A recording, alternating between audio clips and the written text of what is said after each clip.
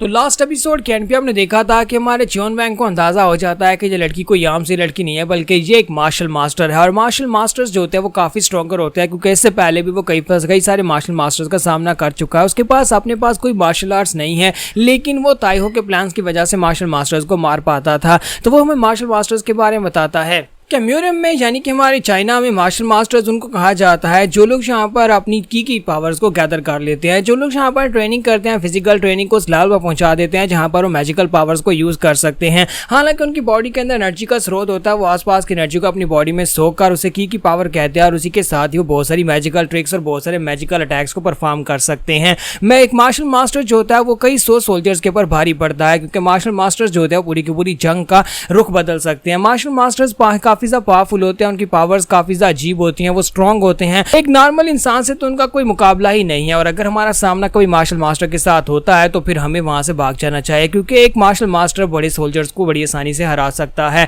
तो इसी के साथ ही यहाँ पर उसके चेहरे के ऊपर जब कट लगता है तो उसकी ब्लीडिंग होना शुरू हो जाती है। वो कहता है ये तो बहुत ही बुरा है, ये औरत ऊपर से पागल है और ये मेरे ऊपर अटैक कर रही है, ऊपर से एक मार्शल मास्टर भी है। तो इसी के साथ ही मिस जैंगल जो होती है वो यहाँ पर अटैक करने के लिए फिर से तैयार होती है, और वो अपनी स्पेशल टेक्निक के साथ उसके ऊपर अटैक करने के लिए आगे बढ़ते हैं। इस बात वो फ्लोइंग रैम्पर्ट फिश स्वर टेक्निक को यूज करती है, जिसमें बहुत सारी स्ट्राइक्स निकलती हैं। तो वो स्ट्राइक्स जो होती हैं वहां पर उसकी बॉडी के साथ टकरा रही होती हैं, जहां पर भी उसकी स्ट्राइक लगती है वहीं पर सब ब्लीडिंग होना शुरू हो जाती है, और हमारा चियोन वैंग जो होता है उसकी बॉडी जख्मी हो रही होती है। तो हमारा चियोन वैंग जो होता है, क्योंकि वो बैटलफील्ड के ऊपर था और बैटलफील्ड के ऊपर सिर्फ और सिर्फ मर्द ही उसने देखे थे, और उसने कभी कोई लड़की मार्शल आर्टिस्ट नहीं देखी। इसी वजह से वो कहता है कि मुझे तो इस बारे में आइडिया ही नहीं था कि लड़कियां भी मार्शल आर्ट सीखती हैं। क्या हमारे चाइना में लड़कियों को मार्शल आर्ट सीखने की इजाजत है, और ऊपर से इसकी मार्शल आर्ट्स बहुत ज्यादा अजीब है, और मुझे नहीं पता कि इसको कैसे हैंडल करना है। अब मैं क्या करूं, ताइहो भी यहाँ पर नहीं है। ताइहो के प्लान से ही मैं मार्शल मास्टर्स को मार सकता था, और इस लड़की को मारना मेरे लिए काफी ज्यादा मुश्किल हो जाएगा, और मैं यहाँ पर सिर्फ बचकर भागना चाहता हूँ ताकि मैं अपने आप को बचा सकूं। इसकी तलवार की स्पीड काफी ज्यादा है, अगर ऐसे ही चलता रहा फिर तो मैं यहाँ पर मारा जाऊंगा। तो उसी के साथ ही हमारा चियोन वैंग वहां से पीछे की तरफ भागना स्टार्ट करता है। तो वो क्लिफ से नीचे की तरफ गिरता है, जाकर एक पेड़ के पीछे छुप जाता है और कहता है मुझे जल्दी से जल्दी भागकर जाना है, क्योंकि उसकी गर्दन के ऊपर भी कट लगा होता है, साथ उसकी पूरी बॉडी के ऊपर यहाँ पर जहां भी कट लगे होते हैं ब्लीडिंग हो रही होती है। वो कहता है कि ये कोई ऐसा ओपोनेंट नहीं है जिससे मैं फाइट कर सकूं, मैं अकेले से बिल्कुल भी नहीं हरा पाऊंगा, मुझे बस यहाँ से निकलने के बारे में सोचना चाहिए। और साथ ही वो सोच रहा था अगर मैं जंगल के अंदर चला जाता हूँ तो झाड़ियों के अंदर उसे चकमा दे सकता हूँ, तो मैं घनी झाड़ियों के अंदर जाकर छुप जाऊंगा और वहां पर पेड़ों के बीच से होकर निकल जाऊंगा, और जो लड़की मुझे वहां पर नहीं देख पाएगी। और इसी के साथ ही हमारा चियोन वैंग जो होता है वो इसी प्लान के बारे में सोच रहा होता है कि मैं उसे जंगल के गहरे हिस्से में लेकर जाता हूँ जहां से भागना आसान हो जाएगा। लेकिन इसी के साथ ही हमारी जो मिस जैंग होती है वहीं पर से अपनी इचियोन वाटर ट्विस्ट टेक्निक को यूज करती है। वो अपनी टेक्निक के साथ अपनी जो स्ट्राइक होती है वो सामने की तरफ फेंकती है, लेकिन उसकी स्ट्राइक जो होती है सामने जाने के बाद अपना रुख मोड़ती है, और साइड के ऊपर पेड़ के पीछे हमारा चियोन वैंग छुपा होता है, वहां पर से मुड़ने के बाद उसके पेट में लगती है, जहां पर उसके पेट के अंदर एक होल हो जाता है। तो चियोन वैंग और भी बुरी तरह जख्मी हो जाता है, जबकि जैंग उसे बिल्कुल भी मौका ही नहीं दे रही होती, वो उसे छोड़ नहीं रही होती, और हमारा चियोन वैंग आगे की तरफ भागता जाता है। फ्रेंड के ऊपर क्लिफ के पास जाकर हमारा चियोन वैंग जो होता है वो गिर जाता है, और उसी के साथ ही हमारी जैंग उसे कहती है अब जल्दी से बताओ भिखारी कहीं के, आखिर तुमने वहां पर सारी ज्वेलरी चोरी करके किस जगह पर रखी है, तुमने वो सारी चीजें कहां पर रखी हैं। लेकिन उससे पहले तुम्हें मुझसे माफी मांगनी होगी, क्योंकि तुमने मेरी इंसल्ट की, तुमने मुझे छोटी बच्ची कहा, इसलिए वजह से अब तुम्हें यहाँ पर मुझसे माफी मांगनी पड़ेगी। तुम्हें अब यहाँ पर समझ आ रही है कि मैं यहाँ पर क्या कर रही हूँ, तुम्हें यहाँ पर अंदाजा होना चाहिए कि तुम्हें यहाँ पर अगर जिंदा बचना है तो फिर माफी की भीख मांगनी पड़ेगी। आप बताओ कि तुम यहाँ पर क्या करोगे, क्या तुम माफी की भीख मांगोगे। तुम्हारा चियोन वैंग जो होता है वहां पर चुपचाप खड़ा होता है, सोच रहा होता है कि अब मैं क्या करूँ, ये लड़की तो उसे नहीं छोड़ेगी। तो चियोन वैंग इसी के साथ ही टैक्टिक्स को चेंज करता है, उसके सामने घुटने टेकता और कहता है कि मैं यहाँ पर तुमसे माफी की भीख मांगता हूँ, प्लीज यहाँ पर मुझे जिंदा छोड़ दो। मुझे एक बहुत ही बुरी हैबिट है, मुझे यहाँ पर एक बुरी हैबिट है इस तरह बात करने की, मुझे लड़कियों से बात करने की तमीज नहीं है, और मैं हमेशा गाली देकर ही बात करता हूँ, इसलिए प्लीज मुझे माफ कर देना, मैंने तुम्हारे बारे में जो कुछ भी कहा। तुम एक बहुत ही कमाल की तलवारबाज औरत हो और तुम एक मार्शल मास्टर हो, इसलिए मैं तुमसे माफी मांगता हूँ। तो ये बात सुनने के बाद मिस जैंग जो होती है, क्योंकि वो एक मार्शल मास्टर और मार्शल आर्ट्स की दुनिया में जब कोई हार मान लेता है तो वो उसे छोड़ देते हैं। तो इसी के साथ अपनी तलवार वापस रख लेती है और कहते हैं तो अब मुझे समझ आ गई कि तुम वाकई में एक भिखारी ही हो, तुम्हारे पास तो कोई बैकबोन ही नहीं है, तुमने बड़ी आसानी से यहाँ पर अपने घुटने टेक दिए, और जब इंसान अपने घुटने टेक देता है तो उसका मतलब यह है कि वो बिल्कुल बेकार है और उसने माफी की भीख मांगी है। अब मैंने अपनी एक्साइटमेंट खो दिया, मैं तुम्हें नहीं मारूंगी। और जैसे ही वो इतना कहकर अपनी तलवार वापस रखती है, चियोन वैंग उसके ऊपर जंप लगाकर आगे बढ़ता है, उसका हाथ पकड़ लेता है और उसके ऊपर लपटकर उसे नीचे गिरा लेता है। तो वो उसे कहती है कमीने कहीं का ये तुम क्या कर रहे हो, तुमने हार मान ली थी, फिर तुम यहाँ पर मेरे पर अटैक क्यों कर रहे हो। तो चियोन वैंग उसके हाथ से उसकी तलवार तलवार छुड़वा देता है और उसे कहता है कि तुम बहुत ज़्यादा बेवकूफ हो, तुम एक मार्शल मास्टर हो, तुम्हें लगता है कि अगर कोई तुम्हारे सामने हार मान लेता है तो फाइट वहीं पर खत्म हो जाती है। लेकिन मैं संघर्ष की दुनिया से आया हूं, मैं ऐसी दुनिया से आया हूं जहां पर फाइट में अगर तुमने जहां पर अपनी पीठ दिखाई जाए, जरा सी भी हेजिटेशन दिखाई तो दूसरा दुश्मन तुम्हें मार डालेगा। यानी कि यहां पर तुम्हारी कमजोरी ही तुम्हारी मौत